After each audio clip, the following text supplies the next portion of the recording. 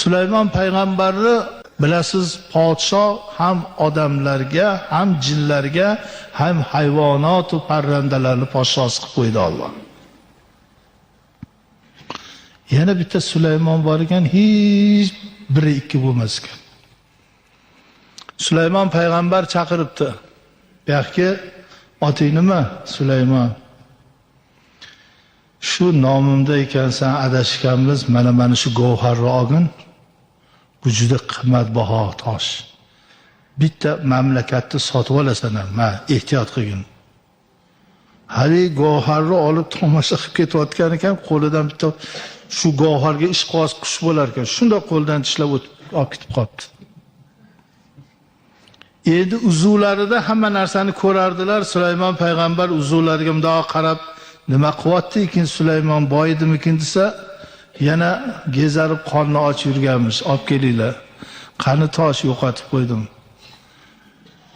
Men ol. Bu ikkinchisi, ehtiyot bo'lgin. U yog'iga qistiribdi, bu yog'iga qistiribdi.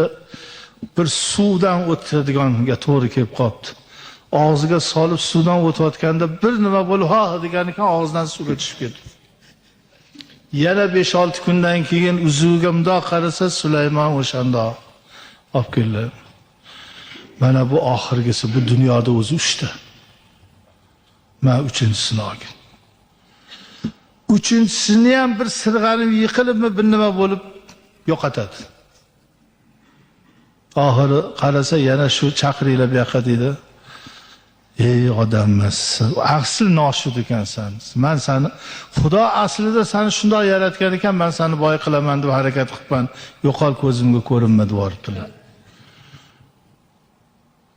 Haligi Sulaymon aytarmish, Alloh mingta payg'ambar, bitta Alloh bo'la olmas ekan. 40 yildan beri boqasan, a'zolarni bergansan, biron marta koyiymaysan.